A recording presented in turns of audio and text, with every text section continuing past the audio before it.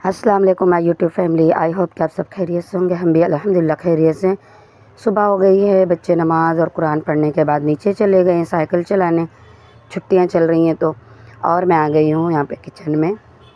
आज कलेजी बनाना था तो इसकी रेसिपी भी मैं दे रही हूँ और कलेजी को अच्छे से कैसे साफ़ करें ये भी मैं बताऊँगी। तो यहाँ पर मैंने इसे एक पानी से धो लिया था, उसके बाद मैंने फिर से इसमें पानी डाला है और 1 चम्मच विनेगर डाल दिया है। इसे उस वक्त तक रखेंगे जब तक हम मसाले वगैरह निकाल लेते हैं। तो इससे मैं इस तरीके से बनाऊंगी जिससे कलेजी सॉफ्ट भी होगी और बहुत ही अच्छी तरीके से बनेगी।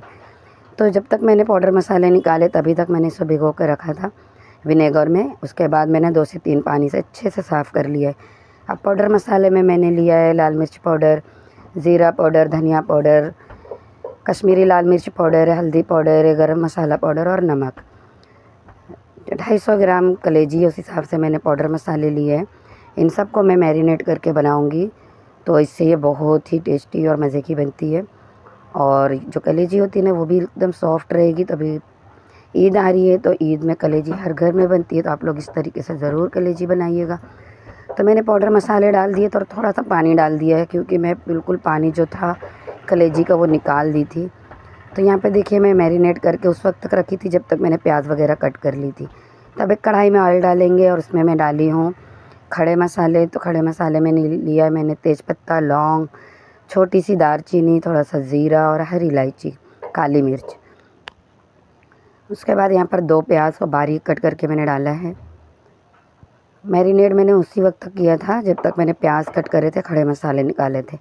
और झटपट ये बन जाता है, बहुत ज़्यादा देर तक नहीं रखना है।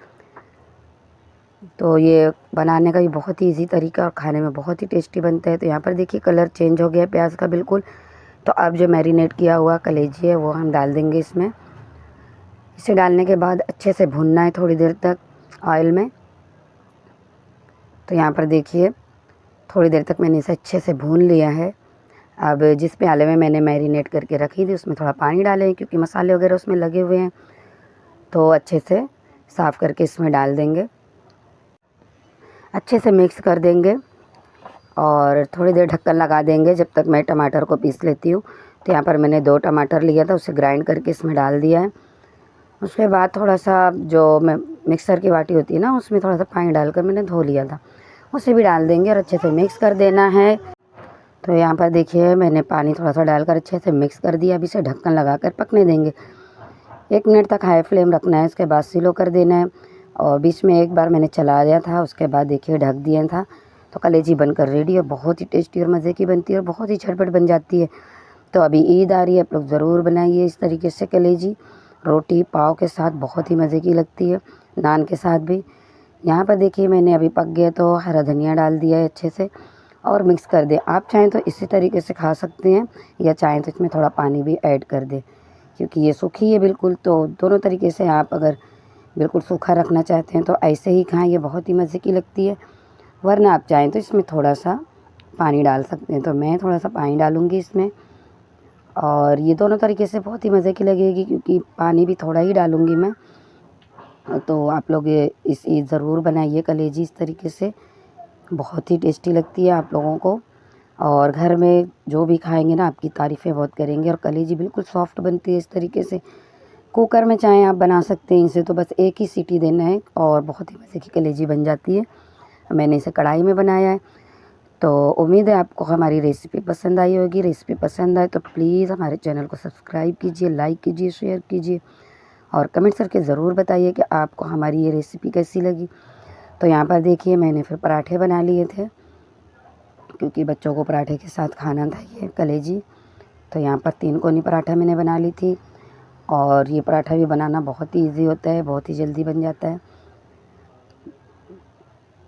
तो आजकल बच्चे कभी पराठे बोलते हैं बनाने, कभी रोटियां, तो जो भी बच्चे फरमाइश करते हैं मैं बना देती हूँ। तो यहाँ पर देखिए ये लोग साइकिल चलाकर आ गए थे तो मैंने प्याले में ये प्लेट में जो कलेजियाँ निकाल दी थी और हुस्ना ने क्या करी कि पराठे भी उसी पे रख दी। और बाद में मैंने देखी तो मैंने कहा कि इसमें पराठे नहीं रखने चाहिए थे। देखिए सालन जो है किनारे से उस पर लग रहा है और ये इतने पतले नहीं है, मतलब थोड़ा सा मैंने पानी डाली थी, अभी भी ये सूखी है और बहुत ही टेस्टी लग रही थी खाने में। तो आप लोग ज़रूर ट्राई कीजिएगा। नाश्ते के बाद मैं बच्चों को पढ़ाने बैठ जाती हूँ, मेरा डेली का रूटीन है ये।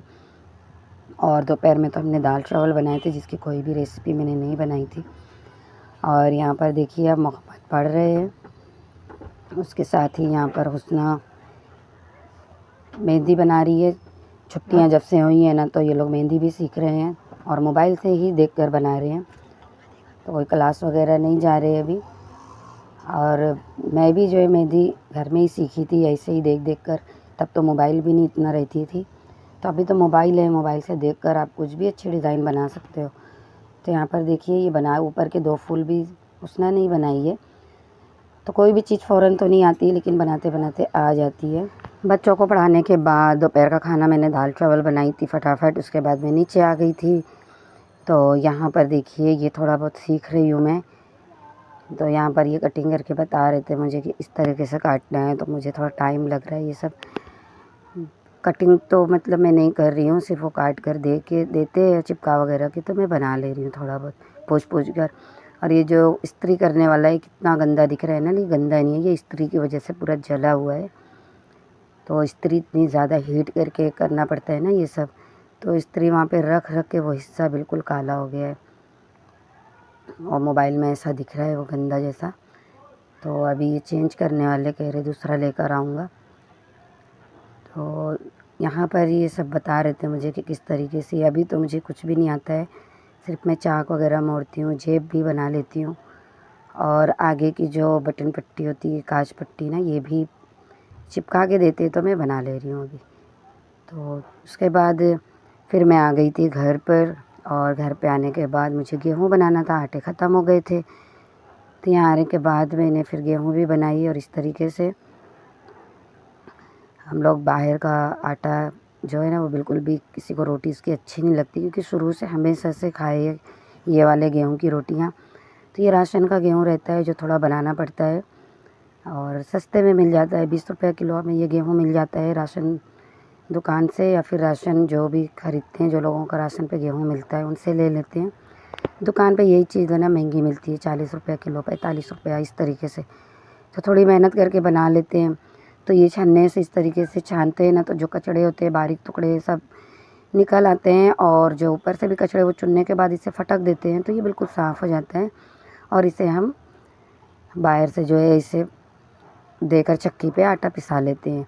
साथ ही मैं लोगों को पढ़ा रही थी, क्योंकि मगरिब के बाद भी थोड़ा सा मैं पढ़ाती हूँ, और कपड़े वगैरह भी सब धुली थी दोपहर में, तो सारी कपड़े डाली हूँ। तो काम बहुत ही ज़्यादा था आज के दिन का। तो खैर सारे काम हो गए, और अब मैं यहीं पर अपने व्लॉग का एंड करती हूँ। आप लोगों को हमारी रेसिपी और व्लॉग पसंद आए तो प्लीज़ हमारे चैनल को सब्सक्राइब कीजिए, लाइक कीजिए, शेयर कीजिए। मिलते हैं इसी तरीके से और दूसरे व्लॉग में नई रेसिपी के साथ। तब तक के लिए अल्लाह हाफिज़।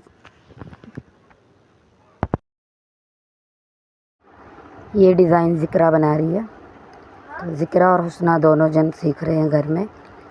अभी और ये लोग बना लेंगे ना, तो फिर मैं दोनों की डिज़ाइन बताऊंगी कैसा ये लोग बना रहे हैं। अल्लाह हाफिज़।